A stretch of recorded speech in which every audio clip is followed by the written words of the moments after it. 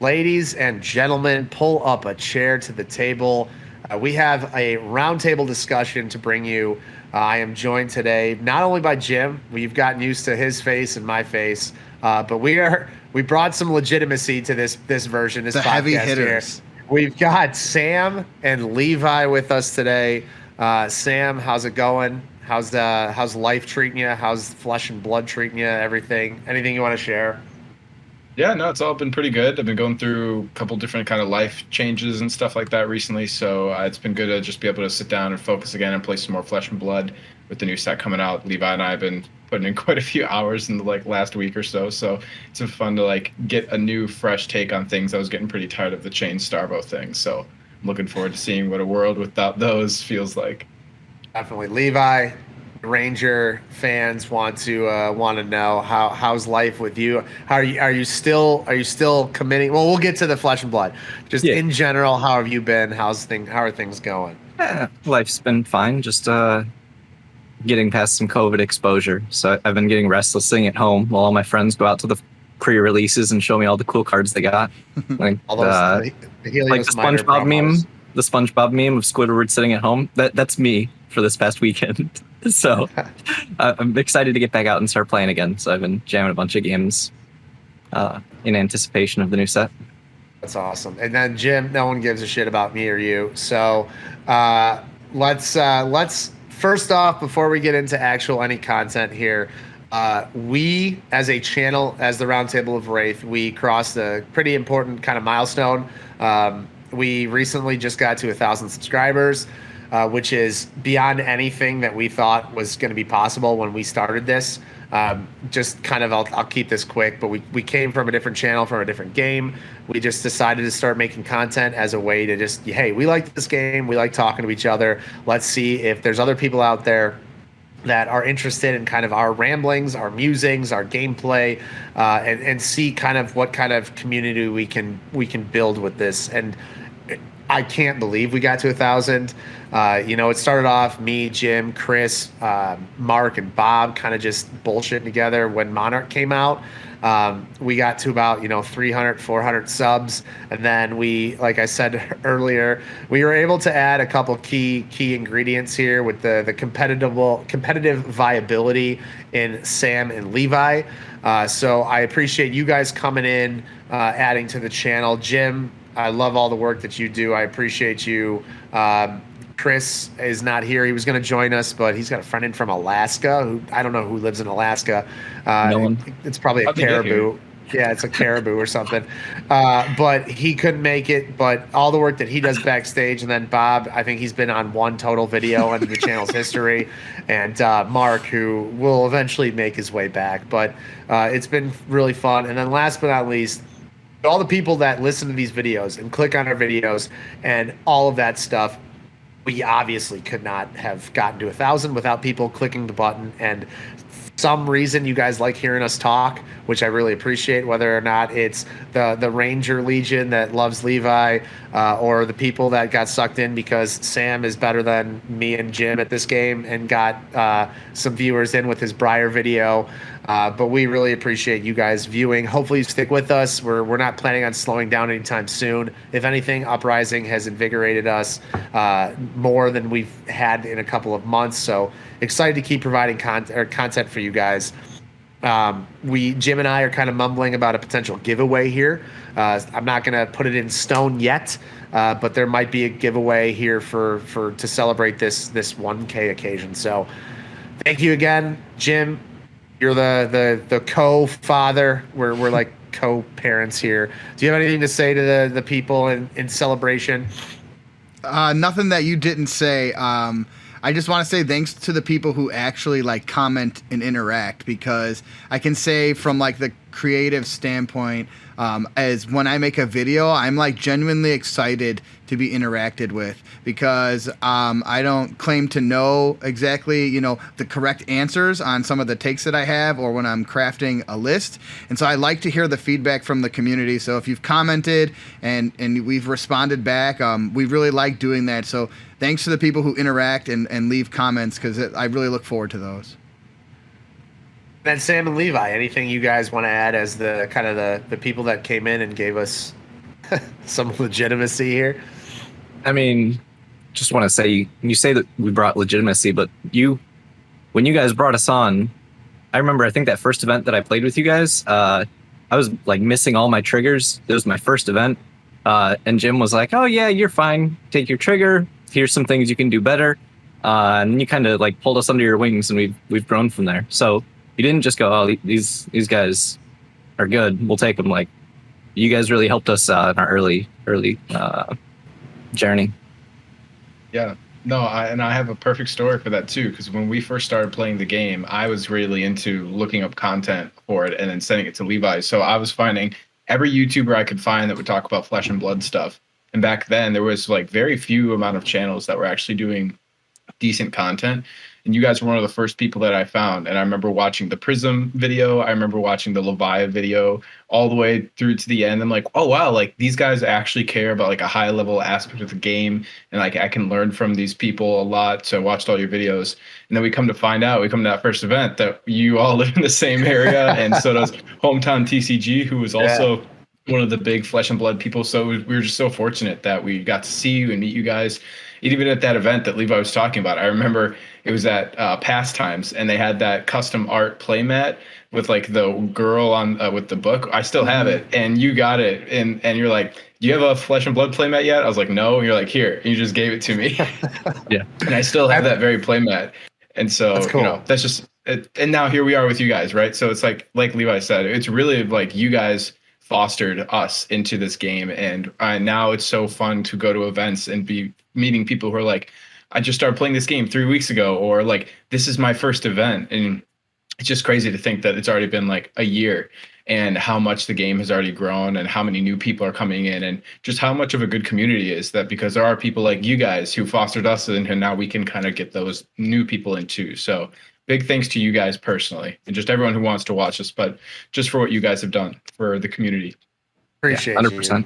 Appreciate you guys you. saying that, and like, it is like you said, it is awesome. I mean, as much as we joke about our meta being so competitive, and like there's so many good players, like me and Jim always joke, if we were in like someplace in Arkansas with a 9-player PQ, we'd be at nationals or we'd be at the Pro Tour every. Yeah, we can make top 8 maybe with that match. Maybe. But it's also, as competitive as we are as players, like everybody is so welcoming and so giving and so, just willing to help out the people that are new. And I think that our scene, with everything that we've got going with us, Hometown, MinMax, and Fair Game, and all the stores that are just doing outreach and stuff like that, it's just going to continue to grow. And I honestly think we have one of the best scenes in the country, at least. And I don't know if that's up for debate. We got to, once we win Worlds, we'll get there. But it's cool. It's a cool community to be part of. But yeah, again, thank you guys. Thank you, viewers. Thank you, subscribers. Let's continue to go on. Our goal now is 1.5. Let's keep going. Mm-hmm. So enough of the self-congratulatory stuff.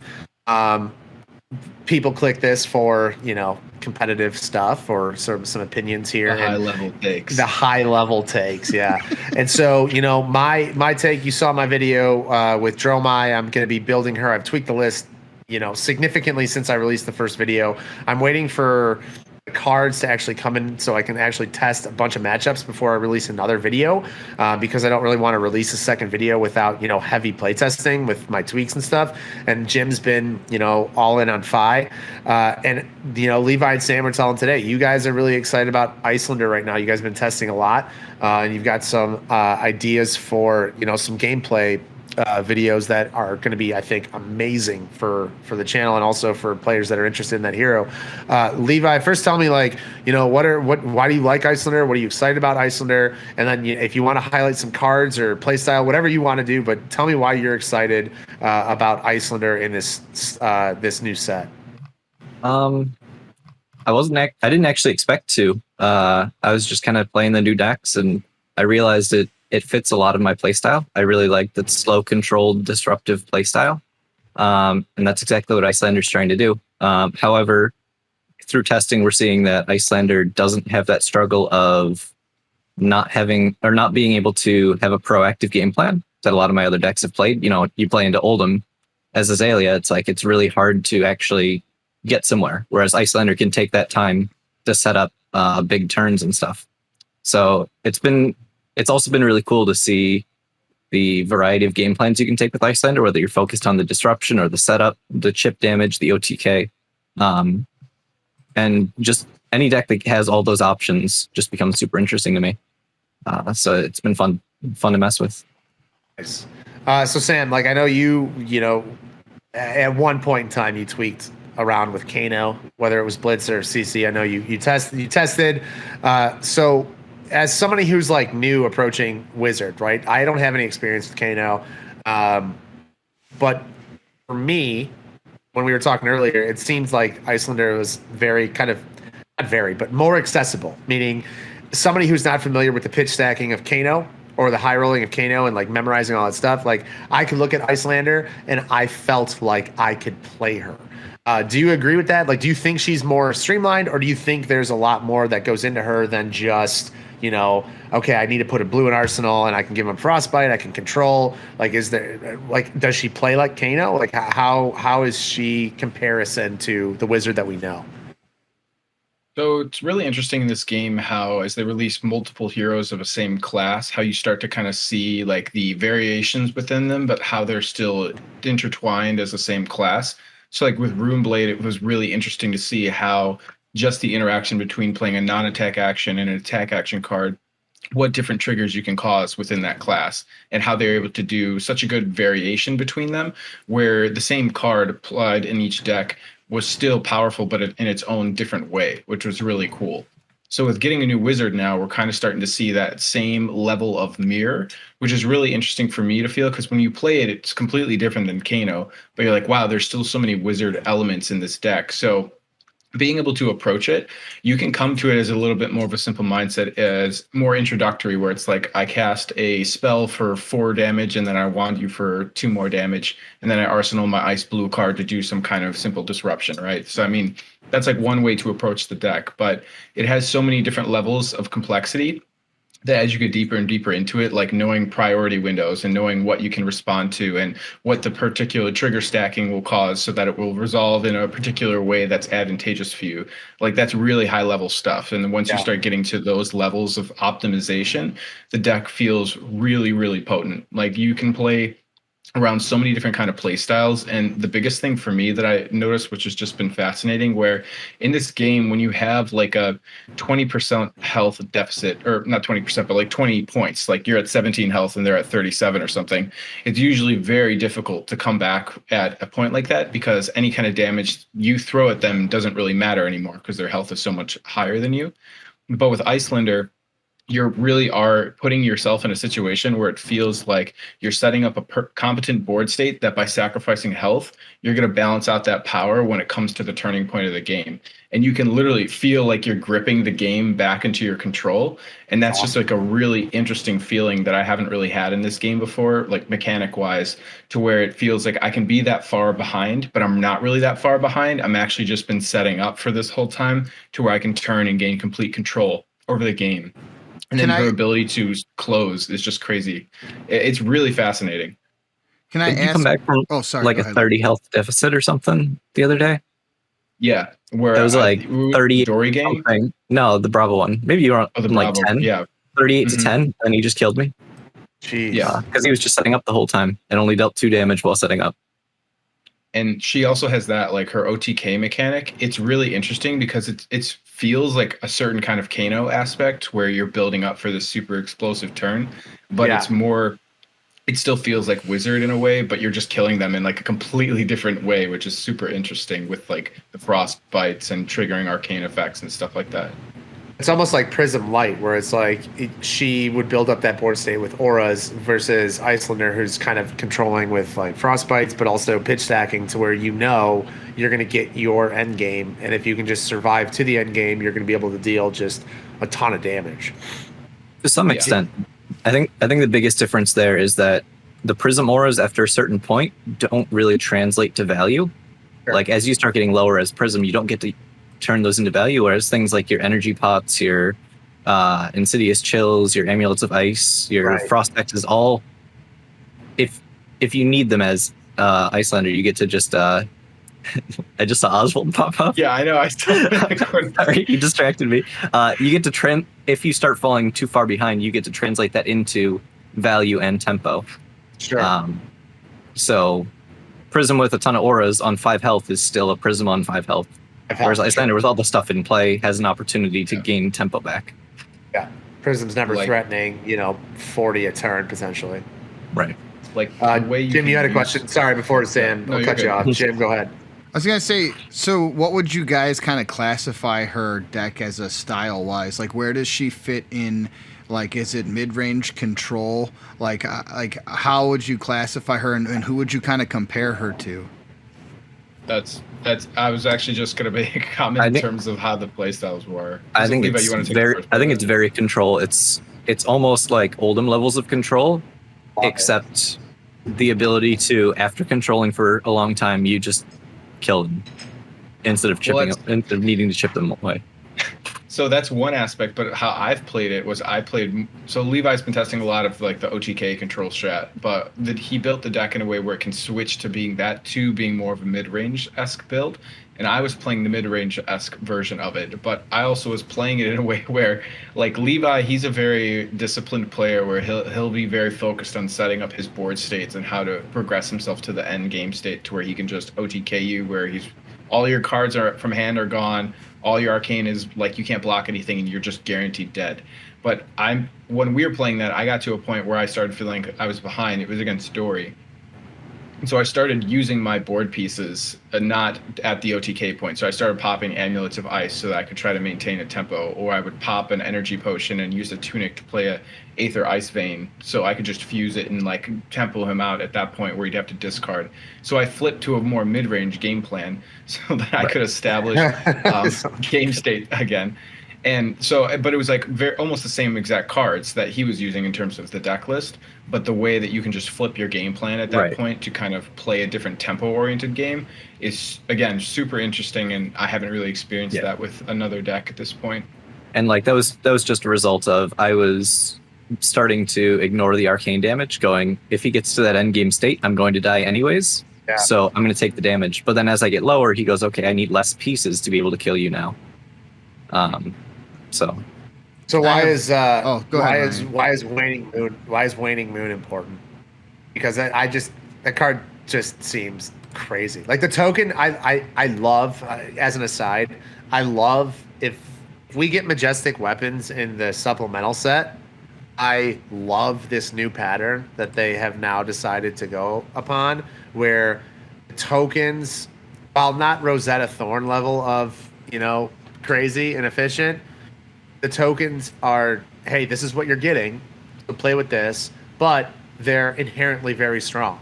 And then you get used to playing this play style of the hero, whether it's Waning Moon or Sand Dakai or whatever that thing is called, or Blazing or Flaming Emberblade.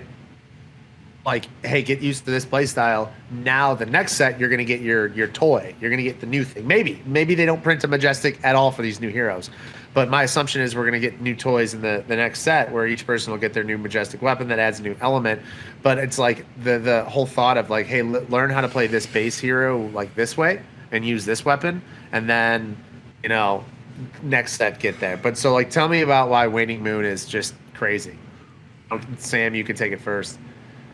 I mean, just for one, the ability to stack it off of a spell. Like, if you played Kano, double spelling was something that you could aspire to try to do damage, but that was kind of difficult to do, right? So, I mean, like, a good turn would be potentially trying to do, I don't know, was Blaze, no, not Blaze the Aether, what is it?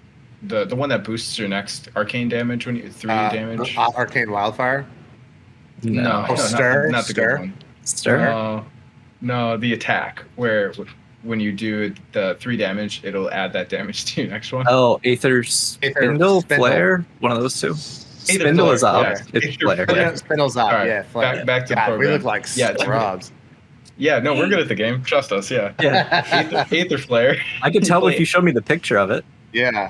Yeah, so it's like you'd have to pitch a blue, use your Crucible, Aether Flare, that's 4 damage, and then if, like, ideally you would play a Snapback or something, and that's like a big damage turn. but you can do that with just one blue in this deck. You can literally pitch a blue, do 4 damage, and then use your wand for 6 damage, and that's just like so That's efficient in terms of your hand cycles. And then also it's on your opponent's turn to be able to just basically force 3 damage every turn if you play it right, because after they've played their turn, they usually won't have floating unless they're trying to play around it.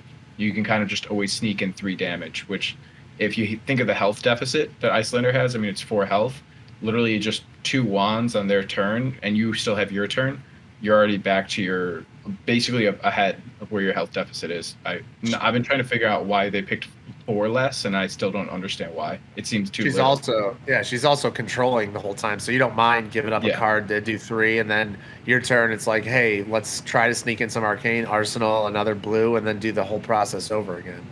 Yeah, we're planning on doing a ton of content on Icelander, so we might move on, but we don't want to get into all the content. We got to. No, before we move on, I do want you guys to highlight, in your testing. So I know that there's content. We'll keep the viewers. This is like a whatever. We'll keep you guys, wanting more. But before we do move on, I'd highlight a couple cards. So like in your testing, right, besides Waning Moon or besides something like, what are some of the cards out of Uprising that you guys have really enjoyed from just playing Icelander so far? Like what are Sigil some cards? Permafrost. Permafrost, the defense reaction. Yeah, it's disgusting, and that's another reason Waning Moon is disgusting.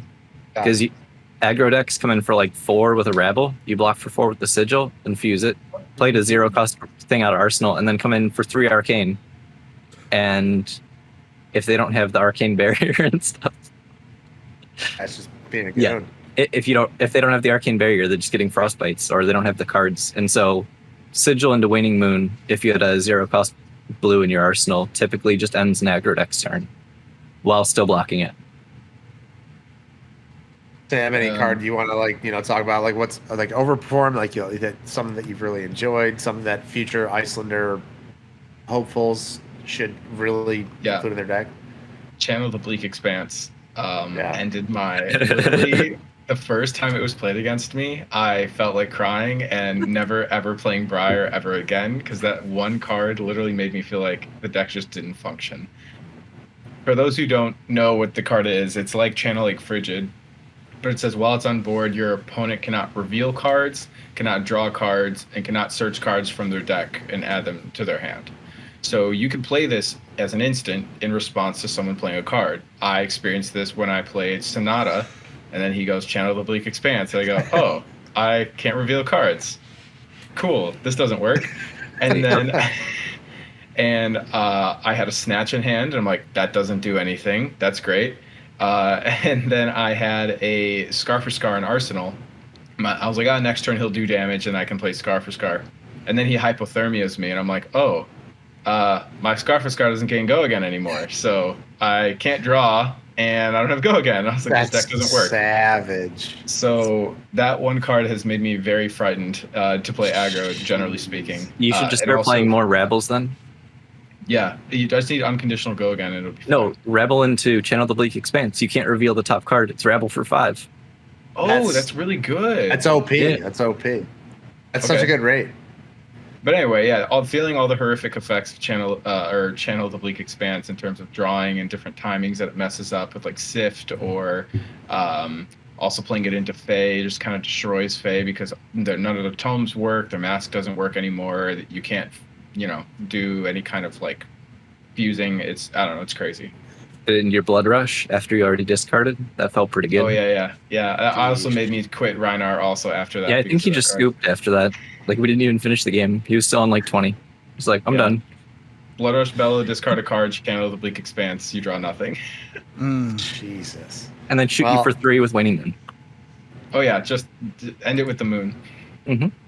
All right, so Sam and Levi, like I said, or like they mentioned, they're gonna do like an Icelander play. They're gonna like jam on TTS. They might start getting games like recorded, this week or something like that, as long as we can organize it. So be on the lookout. I know you guys are familiar that are familiar with the channel, high level stuff. So if you want to know how to play Icelander, if you're interested in kind of diving into Icelander, definitely take a look out for the two of them. Jim, I feel like you've been cut off a couple times here.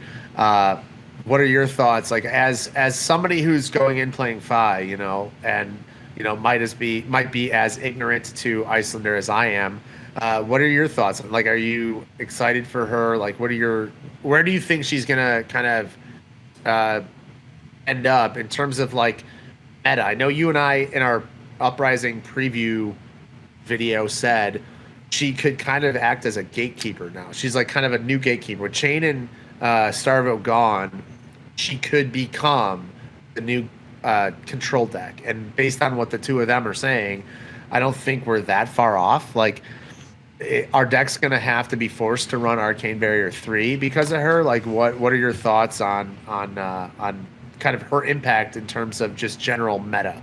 I'm nervous from the aggro perspective, extremely nervous. But I guess I can't answer that question. I feel like I'm just nervous from the aggro perspective. But I want to quickly just ask these two guys then, in like the rock paper scissors scenario of going to a tournament, then if she represents putting fear into an aggro deck, what is she going to then struggle with, and then what is she? So am I right to assume that she will Levi's give favorite deck? I know, but am I right to assume that she's going to give aggro decks a nightmare, and then when then she rises up and people are like, okay, she's shutting down all these aggressive decks, what is going to then rise up to counter her? And I know you guys are going to say Prism, but give me another hero aside from Prism 2 that could give her trouble. Let's say Prism LLs. Like, who can realistically, or not realistically, but who's going to be favored into her? I think there's Oldham with specific sideboard strats. That's been something I've been looking at. And I actually, when we play our thing, I'm going to have one that's specifically sided to not get OTK'd and see how it goes. But realistically, I think it just becomes kind of mid-range decks. Aggro gets disrupted a little too hard and doesn't have enough pitch, like those red line decks. And control just can't. Anything that doesn't have Heart of Ice is going to have a really bad time trying to stop the OTK. So I guess Dromai does pretty well actually into her. If you run enough blues, Icelander still has a shot at it, but will struggle to deal with the dragons. Because a lot of you, like the Waning Moon can't target dragons. Yeah, I was going to say. Waning Moon can't target dragons? No, it says enemy. If it could, there would be a free matchup, I think. Mm-hmm. Well, I won the pre-release event anyway. It didn't matter. I won that matchup. You think you got cheesed? Do you think you got cheesed a little bit? 100%. I didn't read Waning Moon. Yeah, 100%. He killed one of my Ash Wings, and we didn't call a judge over, and I just was like, yo, it's fine. I don't get... Like, I had go again, and I attacked my first Ash Wing, and he responded by attacking with Waning Moon and killed that Ash Wing, and then he was like, yeah, you don't get go again anymore. And I was like... All right, that would game frosted. He's like, yeah, we don't have to call a judge. I was like, I believe you. I didn't read. I should have just read Waning Moon and be target enemy. He's right. Hero. If he kills it while you're attacking, and that's the entire Icelander plan into Dromai is killing the dragons as they attack. You just can't use Waning Moon for it. I agree, but yeah, he absolutely used Waning Moon, and I let him have it. So I won. It doesn't matter. I won. But yeah, I was gonna say Discord thinks the Dromai chat thinks that it's a decent matchup for Dromai, but. Yeah, I'd agree. Obviously, it's not things. No deck is optimized at this point. So and then you did say redline decks will struggle, but what about decks that still run? Like, are people going to have to start sideboarding in? Like, let's say if you're matched up against an Icelander and your deck is running. Like 15 or less blues, are people going to have to start sideboarding blues in for this matchup because she's that oppressive with frostbites and other ways to give you headaches on your turn? Yeah, I think you will. There are a lot of turn cycles that Icelander is able to take against aggro decks that are going to demand you having an additional 3 resources, otherwise you don't get to play, or an additional 4 or 5. So even if you do draw all of those, you didn't want to spend a card out of your hand. Like in Fi, you still have to sacrifice a card in your hand to continue your turn. Absolutely. Even something as simple as Blizzard, because its nice card is going to basically cost you 3 as an aggro deck. So it's just stripping a blue out of your hand, and if you don't have the blue, your turn's over. Mm-hmm. Basically. So between the frostbites and the arcane, like there's just no reason not to run more blues. Like it's a double. Like the blues kind of solve both, not solve, but they address both issues, right? If it was just arcane damage, you could get away. If it was just frostbites, you can get away. But the fact that she's coming at you with both consistently, like I just feel like you have to have a higher density in order to deal with both kind of issues that she presents. yeah, So then- there's some of that, but then you're losing so much potency in your damage Yeah. output. Yeah. If you're Yeah. like, oh, It's a I'll pay drawback. for 3, like Sure. So I guess Which is- then Yeah. Really cool. hold on. I guess then my counter to, or my next question would be then like, with that in mind then, and then you suggesting like Prism or Oldham, potentially giving her a hard time. Sam, where do you think she slots in? Like, is she tier 1 potentially, tier 2? Like, is this deck going to be highly represented when we start going to classic constructed tournaments? Like, where do you think she slots in, and are we going to see her prominently? Yeah, I think there's a couple of things to consider. So, like with Wizard, which is also very interesting with how LSS has kind of planned this, where I think she's still a hero that's going to do best when they're not people aren't prepared to play into her. Very much so, like Kano was. Where I think if we were going into a predominantly aggro meta, and people aren't expecting her to be there, I think if she comes out, she can just wipe the floor. But we're kind of looking at like a meta where it's control aggro Prism. And so as long as Prism exists, she's going to have a really hard time playing into the field. But again, when Prism leaves, and if people aren't expecting her, I think she can do really well. It also seems like she's kind of targetable. So if people know that she's going to be around and they have an understanding of how like the OTK works or things like that, there's certain cards that you can side in that are really strong techs that Icelander seems to have a really hard time playing through. So I think it's going to be a lot like the Kano situation, where if people are prepared and they kind of know about her game plan and can try to play around it, and there's still obviously going to be time where we can figure out how to optimize that too. I don't know if she'll do as well, but if she comes into a very slanted meta, I think she can easily just wipe the floor with most decks that are there if they're not prepared for her. Now, do you think that because she's a hybrid with Ice, do you think she's going to have an easier time pushing through than Kano would? Like, if Kano's expected and people are running AB3 or AB4, right? Like on Oldham, the reason he did so well at the PQ was because he was disrespected. And so that's why he kind of had his resurgence. Do you think that her hybrid approach with Frostbites as well, do you think that kind of lends it to her having kind of an easier time than Kano at pushing through? Like, I still feel like Kano could push through, but he still needs the perfect time to strike in order to do it. Whereas Icelander, for me, seems like she could be not necessarily tournament winning, but competitive, even if people are expecting her a little bit. I think the biggest thing that Icelander has over Kano is Amulet of Ice and Insidious Chill as options to take cards out of your opponent's hand without their choice. Okay. Mm-hmm. So they don't get to choose how they want to pitch or play around your arcane damage. Your card is coming out of your hand, whether you like it or not. Okay. Yeah. That's awesome. And also, if we look at what the Road to Nationals promos are, Icelander is the only for the winner, and then Faye and Dromai are for top 8. So if we know anything about LSS and promos, they know kind of how to dictate what's going to be the best deck if we look back to Prism promos. So I'm taking that as a signal directly from LSS that Icelander is going to be the best deck for sure, because they're making her special in their Uprising. I'm kind of cool with that. Like, I like that, like, because she's not just, on paper the best deck. You have to put in the work. You have to learn how to play it. She's not going to be some deck that somebody just can pick up and just say, hey, this is it. It's not like Starvo where it's like, look at my colors. It's like, hey, you got to put in work and you got to know your matchups and you have to like do your thing, which is why I'm excited that you two are tackling the Icelander series. That's because terrifying. we know that you guys do it. It's going to be a bitch when we go to Rodonats. I'm probably going to buy a cold foil Dromai off of at least one of you because, not hopefully, but you guys will top 8 multiple events. So when you do get your second Dromai cold foil, I will purchase it off of you. But no, it'll be cool to watch the series. And like I said, watch the series, guys. If you're interested in Wizard or Icelander, these two, there's no doubt in my mind they are the guys to watch play, and they're going to talk through it. There's going to be commentary, so it's going to be really, really cool. So good Icelander discussion. I do want to kind of move on to our last. The cat's back. I do want to kind of move on to our. He's excited for the next segment. Now the last thing that I want to talk about. This could be, nothing with me is brief, as the people, the 1K followers know.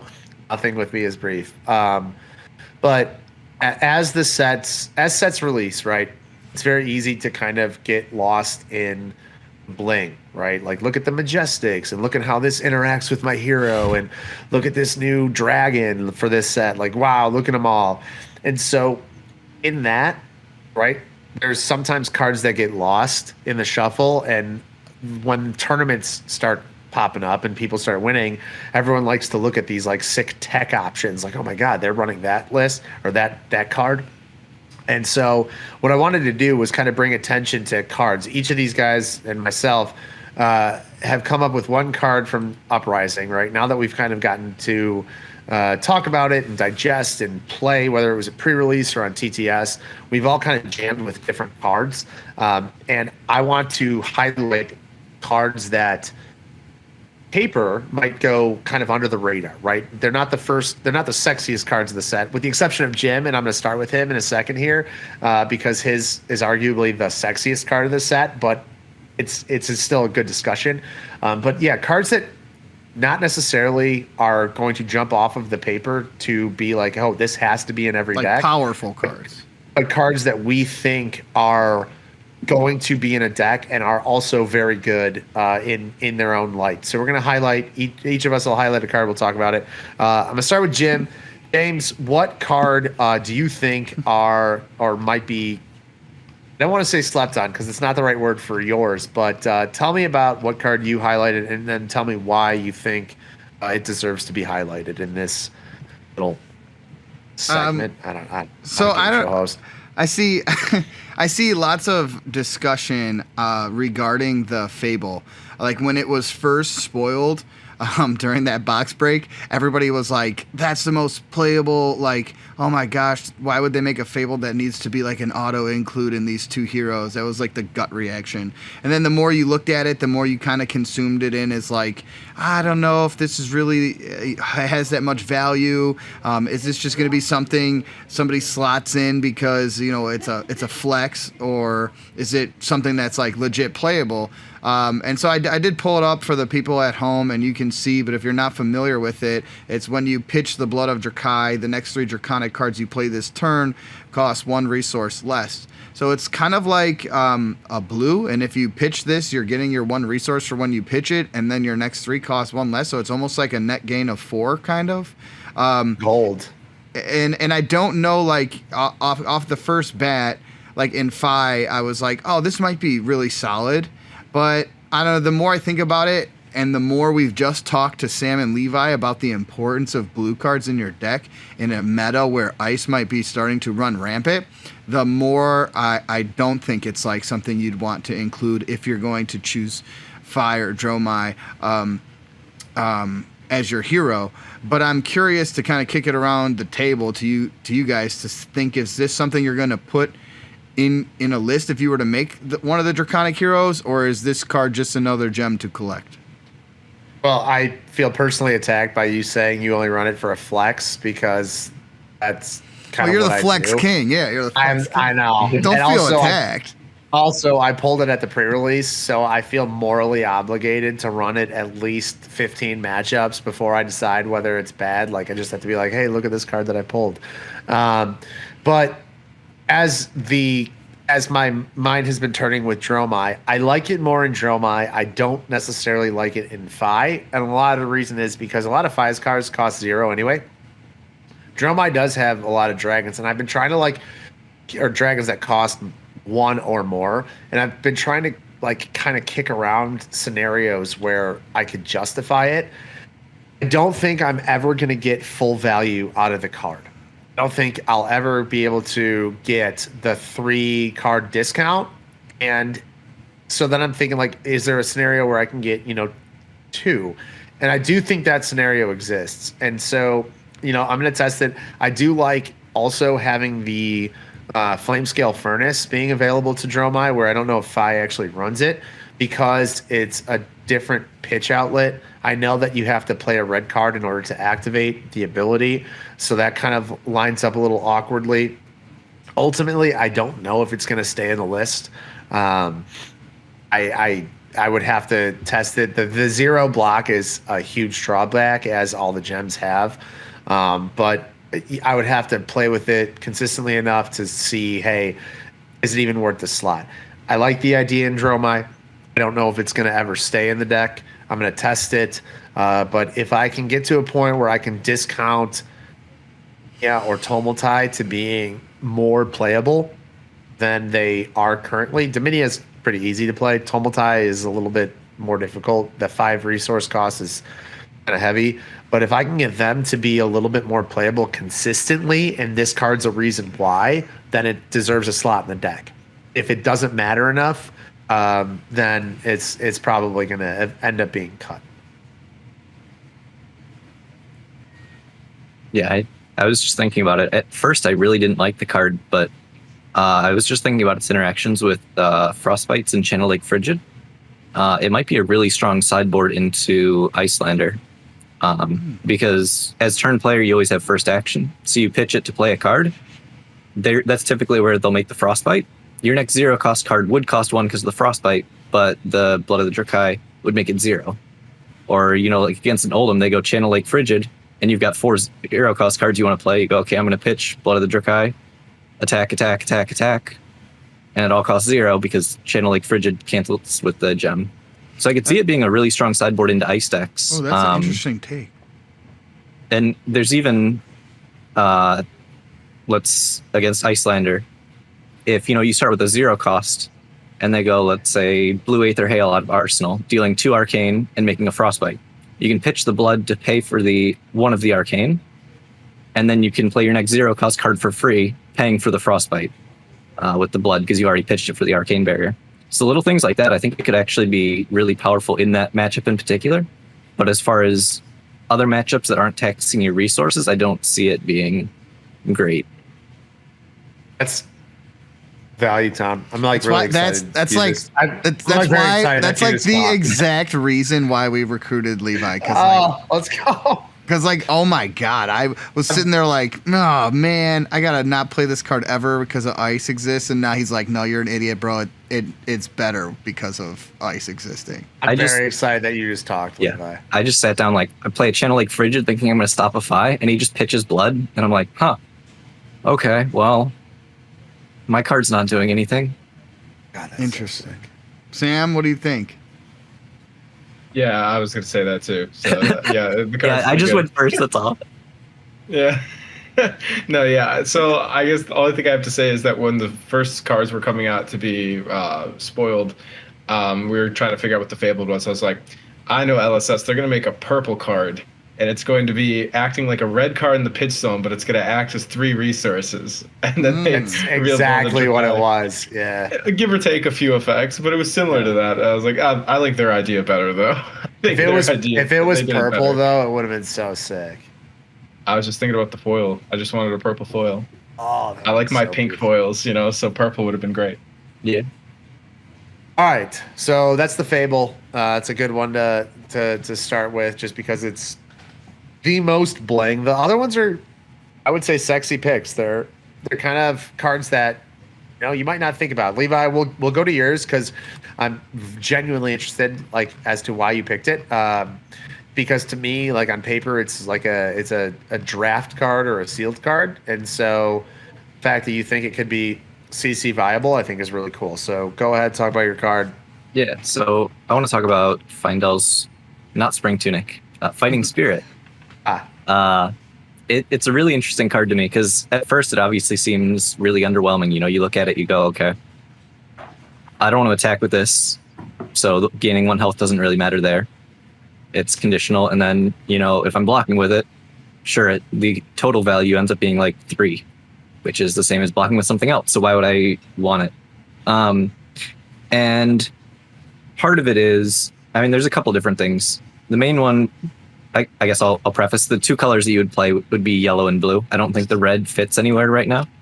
But the yellow would it's not that it's an incredibly powerful card, but I think it becomes a versatile card. So, for example, the yellow one you can put in a sideboard in a deck that you need Phantasm Poppers, as well as also needing things that can deal with the low go wide deck. So it's a card that is good sideboarding into Prism as a Phantasm Popper.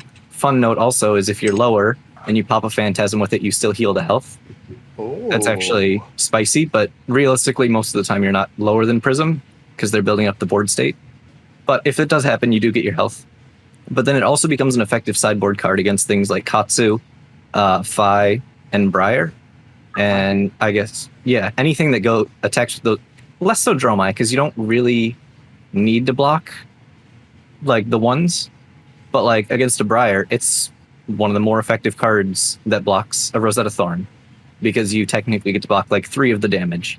Against Phi, you get to stop those little 2s to stop the mask trigger, and then also potentially get that health back. And same thing on like that Katsu. It's good for blocking those small attacks while not just using a full card. You have the potential to get the health back. So I don't think it's not the best card at either one of those, but the fact that it can be a sideboard card for both matchups without taking up space, without taking up 6 slots, I think adds to its power. And then the blue one would go in something like Oldham or Showstopper, where they just want more blues. And when you're on a fatigue game plan, it's a really strong card at blocking, your 2s, your 5s, all of those, because people are coming at you with weird breakpoints. That's the game plan for beating fatigue. And so all of a sudden, when they're coming in for 5 and you'd normally throw 2 cards, 2/3 blocks, you're just canceling the 5 and they're getting more value out of their 5. Whereas with this, you get to throw it in front of that. And if you're on the fatigue game plan, you're probably lower and you're getting a health back.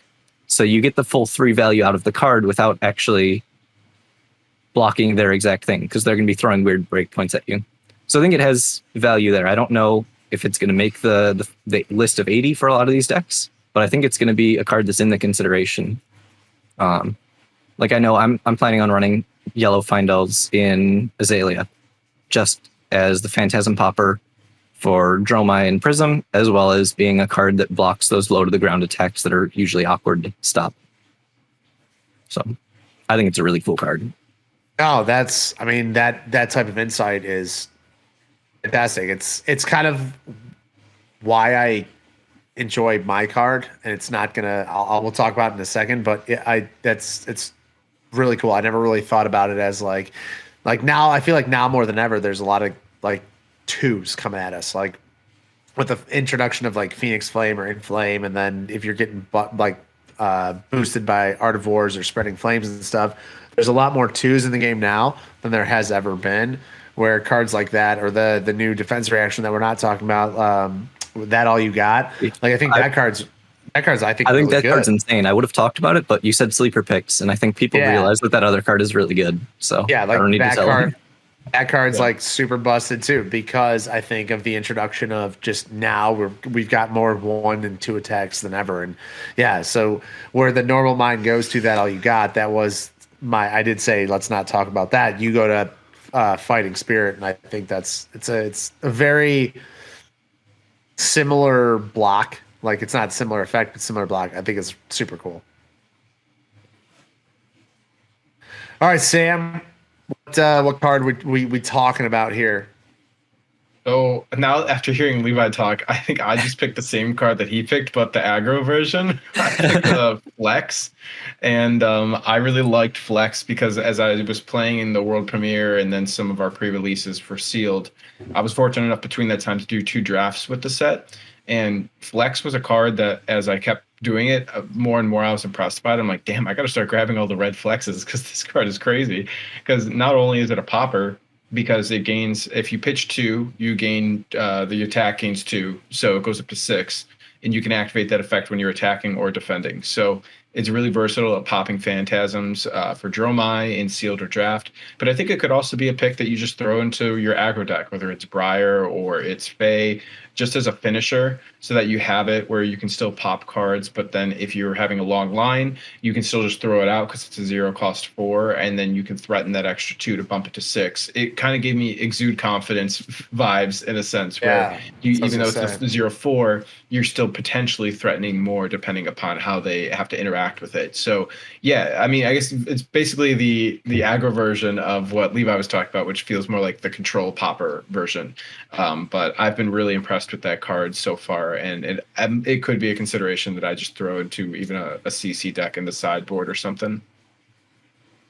Nice. Yeah, you popped one of my dragons with it at the pre-release, and I was just like, damn, that's a really unique card. Like it's really cool that card exists. So it's cool that it exists as like a potential finisher as well. I like that kind of mindset there. I do enjoy it. Jim, have you played Flex or you're a pre-release champion? You're a 5-0 guy. Was it in your deck? You guys are all scrubs, dude. No, no, I wasn't. But I agree with Sam. I think its versatility is good, and then like he said, just a 0 cost 4 that can be buffed is good to be in any aggro deck. This card is probably like outstanding in sealed or draft, and so. But like Sam said, it can find its place in different areas of different decks. But I do want to say that the sun is setting on this dynasty. Tomorrow we rise up, my son, and that is the text on the card, and I really like the artwork too. So, dang, I didn't even know that this dude's giving me the that kind of got me hyped a little bit. Yeah, that's like I gotta read this. Yeah, I don't know what he's quoting, but I'm pretty pumped. All right, so the card that I chose is I took it from a Dromai mindset, but I think this card could be generally good as well. And that's Oasis Respite or Respite, however you say that word. And mainly looking at the red version, it's a 1 cost, says prevent the next 4 damage that your hero would be dealt this turn by a source they control. And then if your hero has less than that hero, gain a health. So it's potentially a 4 block or 4 prevention with a health gain as well. And I like this for many reasons. Number one, it full covers Rosetta. So it's not like it's an Oldhim-esque defense reaction where it's preventing damage. It's not blocking damage. It's not splitting it. So if you choose the Rosetta as the source, it's preventing the next 4 damage to that source. So we don't really have many cards in the game that can full block Rosettas by themselves. I honestly don't think that there are any. And so that's why I really enjoy this card. Plus a potential health gain that might be it's possibly a 1 for 5, which good rate. And for a Dromai player, if you're thinking of running defense reactions, right, like Sinks and Fates, why not run this where, you want that red pitch so you can generate Ash on your opponent's turn? If we're looking for footstep value, we're looking for anything where we can pitch a red to generate value on your opponent's turn, why not run Oasis Respite, block 4, potentially gain 1, depending on what the board state or the game state's at, and you're generating an Ash on their turn. So if you do have a 0 cost invoke in your hand or in your arsenal, now you're able to kind of do business on your turn, and you just prevented 4 damage and potentially gained a health. So I really, really love this card, especially as a Dromai player. I don't know how well it fits anywhere else, but I do like how it's prevention with Icelander coming out. And all the arcane that she's going to be dealing and stuff like that. If you're running kind of arcane light, I think this card can slot in pretty well into different deck lists because you're able to kind of cover up arcane without having to pitch a blue, just different things like that. I think this card is very versatile, and I think this card is worthy of consideration in a lot of deck lists, especially Dromai. I think you touched on a lot of good points there, but I'm actually most afraid of it because of Icelander. That card just absolutely destroys Icelander's plan, which kind of goes into the whole like being targetable thing. Yeah. Where I don't know if we want to expose this information, but I'm sure it's going to come out anyway soon enough. No, there was a turn, the game where I was talking about, where I was up as Bravo on 38, and he dealt 45 to me. And we go, the one card in my arsenal, if that was an Oasis Respite, would have stopped 24 damage. Yeah, it was like 24 damage or something. Just because all the damage like multiplies. If that was the single card that could have been in his arsenal, or that could have been in my arsenal, that would have saved me from that combo. And we're like, okay, so now we got to go back to the drawing board and figure out how to play around this. I think it's just insane. I think it's already in my list. It's an auto include. I think, depending on if Icelander rises up, but the cool part is it's not just generally good against Icelander, right? It hurts her, but I think you run it against like everybody. Like it's a defense reaction light, but prevention effects plus a health gain. If you can get the 1 for 5, like that rate's insane. Yeah, and the fact that it goes around dominate as well is really big, even from hand.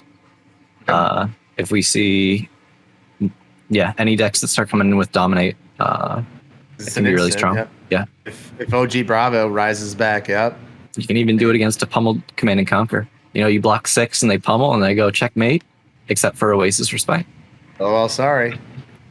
Yeah. No, I really like Jim. Do you have any comments on Oasis Respite or however you say it? Yeah, I'm gonna play the role of the idiot because I am. So when it says by a source of your choice, how does that stop Rosetta? So it's like Rosetta, the weapon is the source, even though it's doing different like types of damage. Yep. Yeah. Because it's a prevention effect. So I wish I could pull up another card. I don't have it on the top of my head, but it's like there are some cards where you can just prevent the arcane from Rosetta, or like if you play that or something like that. It works the same as Steadfast, but that card didn't see much play. Sure. Yeah. Okay. Right. This is generic. This being generic, I think, is much more powerful in that sense, because it's like originally when I looked at it, I was like, oh, this is a good like sealed or draft card. Like this would be cool. And now the more I thought about it, I'm like, you know what? I think this is like a thing. This is our new Sink Below. I agree. I think that's like the case. I think even with the 1 cost. I don't think it's quite Sink Below level. Nah, like Sink Below, Fate for Scene. I think this is like the next one. It's like it's really up there. Like it's up there. Yes, it's up there with like those 3. I think it becomes a staple in almost every control deck. Yeah. I mean, I could see it being a staple even in aggro as well. If you're running Tunic, like it could be crazy. I mean, if your deck's running Tunic, yeah. The extra health just adds so much value to the card. Like I feel like you pay 1, but you're paying 1 for 4 prevention from a much more malleable source in a way that you can play the card a lot more flexibly, and it also gains you a health if you're lower health, because why not, right? Yeah. Bananas. All right, oh, go ahead, James. Yeah, I want to play a game really quick. It's not really a game, but I want to go around the table really quick. Just some like gut reaction predictions. I'm gonna say the hero's name from the set, and then I want you to tell me if you think they're tier 1, 1, 5, 2, or trash. All right. Oh, well, we said this set, and Levi's proven that she's not trash. All right, so we'll start with. We talked about Icelander a lot, so we'll start with Icelander. Levi, give me a number. 1-5. Sam. I'll go 1. Ryan. I'm also gonna say 1. I think she's, but I'm dumb. I don't know. Okay. Dromai. Levi. 2. Sam. Just for the sake, because I think Prism will exist. Trash. Oh man, Ryan. 1-5. Oh, this man hopeful. 1-5. All right, Levi. 2. I think I was hoping for a 1-5 at least. Sam?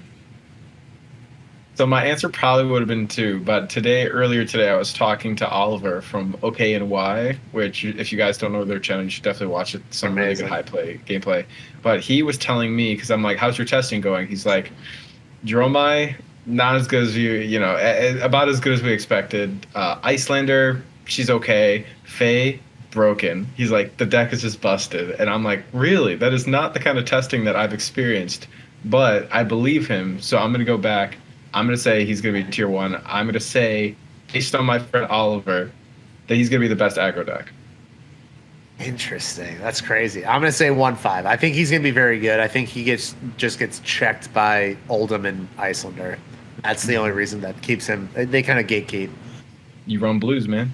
Yeah, that's true. If I do, like right now, I have like 17 blues in my list. So you do run.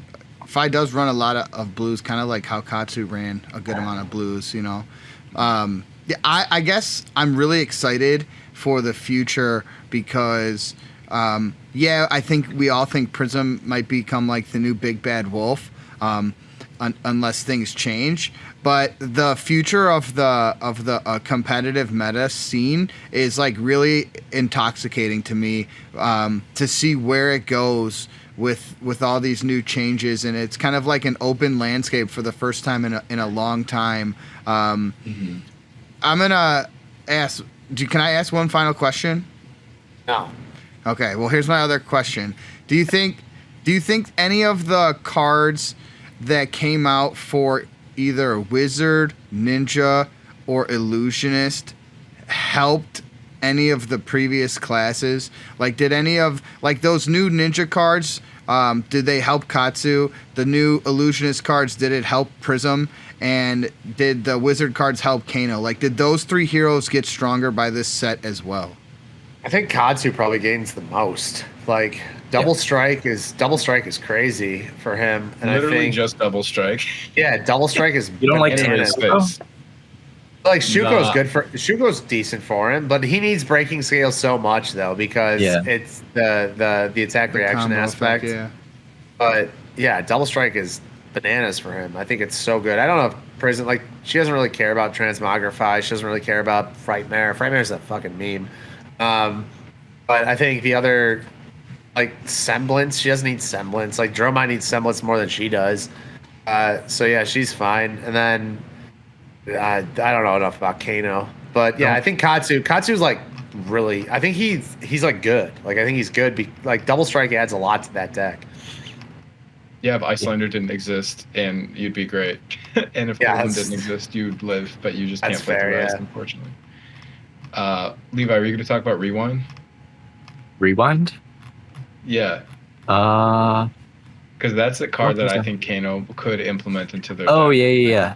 No, we're talking about cards that Kano could use. Yeah, Rewind is a really good card. I could see it, but maybe. It would be only certain matchups, but I don't know. I didn't see anything right off that Kano uses really well. Granted, I don't know Kano very well, so. I think Rewind could be an interesting card, but also for Ninja, Double Strike was really good. Is it Turn the Tempo or Take the Tempo? Turn the Tempo. Yeah, that card's good too. And 3 blocks. That card's kind of... Yeah. I'm still trying to figure that card out if I think it's really good. I have to just test it out more to see. But I think, honestly, Erase Face was the biggest upgrade for all the decks. Erase Face is the biggest card for everybody. Yeah, I think that card just buffed every deck that to compete against the newer heroes or things like that. And I love that it only hurts the newer heroes. A lot of the older heroes don't care at all about it. Azalea, the only card in the deck that it hits is Take Aim. Hurts Prism. Yeah, newer heroes. No, but all your she's not new anymore. No, he's talking about the Monarch, Arya, and Uprising heroes. A lot of the older heroes don't care at all. No, I know, but I don't. We're talking about the talentless heroes. Oh, jeez. We're not talented, okay? Scrubs. We're basic. Oh yeah, I know what you're saying. It's you look at a card like that, and the design is just so perfect because it does. It doesn't affect any of the OGs. And you're like, wow, that's crazy. It hits some of them, but yeah. But not it doesn't kill them. If it does hit against Prism, which it never should, it absolutely massacres her. She's just she passes. You play a War Tune and then it's over. Like, you know what I'm saying? Like, it's Viscera hates it. Viscera, he hates a lot of stuff. LSS just hates Viscera. I don't know what they did with that. The main character of the story. Yeah, they have to like. I mean, he had it coming. They just had to dog him forever. I got like 54'd on like turn 6 by a Viscera because he had all the rune chain generation. He deserved it. How'd you get to turn 6? Because he was just building rune chains for 6 turns, and then I got him down to 1, and then he just did like 54 damage, or something absurd like that. It's not fun. Just play Husk. Oh yeah. Okay. Easy. Oh, okay. I got Game Welsh. Well, I'm really enjoying picking. We don't actually get to talk to Sam and Levi as much as the people probably think we do. So, like, having this time to talk with them has felt really good, just in general, of hearing their thoughts, and then like, and me. We're literally in a Discord. We're literally in a Discord. Well, you know, with them. I meant like actual conversation. You know, it's been a while since we've like tested or like sat down and talked. Yeah. How about this? With the way that with these new heroes. And then the shifting of Bravo and Chain, is there any of the previous heroes that can rise up as like a rogue deck to do well? Like, did Levi get better this set? Did Azalea get better this set? Or like, is any of the decks that were kind of like really not represented, do they stand to do well, or are they still butt cheeks? I think Dory is very scary. Dory. Actually, she scares me with their new cards that she got. Have you played against Dory yet, Ryan? I have not, but I'm not. She's scary. Like, I don't know. You're not kind of scary. I don't know. It's not busted, but it's yeah. It's is scary. This the new Dawnblade? Is the new Dawnblade card? No, the glistening steel blade card and push the through, plow through, whichever one it's called. Yeah, no, those two cards alone just like are pretty intense cards that open up new options for Dory that just makes it a little bit difficult to block. And the fact that she still has the fridge, like, is still very relevant. All that armor block is massive, and just being able to get the free Dawnblade swing by breaking your courage, that's still really powerful. So she just has a really good tempo and can play into aggro pretty well at this point. So she's a little scary. OG Bravo also feels a little scary. I guess he's not OG anymore. I guess he's just Bravo now. But he also feels very scary, like almost like a little baby Starvo. Not as consistent, but when he hits, you still don't really feel like you can play the game. He just has a lot of tools. Like, he's got, like, I feel like a lot of cards from last set, like, I forgot what aura it is, but it lets him search. Imposing Visage? Yeah, Imposing Visage. That like, card's so nasty. good. Yes. Like, he just gets to tutor anything that he wants, like, out of his deck, and, like, that just went under the radar. Like, no one talked about that card. No, Kale, like, was preaching, but, like, I just feel like a lot of the cards that he got in Everfest just kind of sunk under the radar, and no one really realized how good that deck really is. Yeah. I mean, the problem still is that both of these decks we're talking about struggle a lot with Prism. I think the meta doesn't really open up until Prism's gone. When the witch is gone. No, I agree, Levi. I think, like you said, it's like we can see the waters. We can see the light at the end of the tunnel. Yeah, we can see the light at the end of the tunnel, and I guess that's why, like, my excitement is up. I'm like, oh, we're so. It's gonna be it'll be a wild west. Like, if she's gone, it's gonna be probably the healthiest the game's ever been. I'm so excited for that moment. That is gonna be such a good moment. It's gonna be awesome. We think that until all the decks that have been gatekeeped by Prism are unleashed, and then we're like, dang, still, it's like, it's fine, but it'll be a big change. I mean, I keep saying we're recording this on the 22nd. I don't know when it's getting uploaded, but I keep hoping that the announcement on the 24th, it'll probably be nothing, but I'm just hoping they ban Luminaris. Yes. There's no way. Can you I mean, if it happens, happen? it would be she's dead. If that would break open the gateway to the sea, because it would be fresh waters. If that makes the Uprising release so much more exciting, because I think Dromai and Icelander both struggle way too much into Prism, and like when 2 of the 3 new heroes just die to a deck that we already expect to be the most dominant, like, that's just bad for a new meta. If they ban Luminaris, it's going to be the best the game has ever been. And then they get to keep Prism around longer, so she doesn't hit LL, so she can still. Yeah, you can keep playing your shiny cards. Just have fun with your Iris. Yeah, you got to make sure that those promos stay in circulation for as long as possible. That's genius on their part. I mean, if that happens, it's a celebration, but that'd be sick. That'd be We'll awesome. record a video on Saturday. And I doubt it will. Levi's gonna have but Levi's gonna have a party. If hat that on. does happen, we should just record a video of us celebrating with the card in the middle and then lighting the card on fire. Oh yeah. Oh, I have the cold foil. I can't light that on fire. It's valuable. Yeah, I got a non-foil one. Yeah. Yeah. I'm down. I'll pull my tokens out. All right, cool kids. As all of my videos are, I'm glad that I was able to keep this under 20 minutes.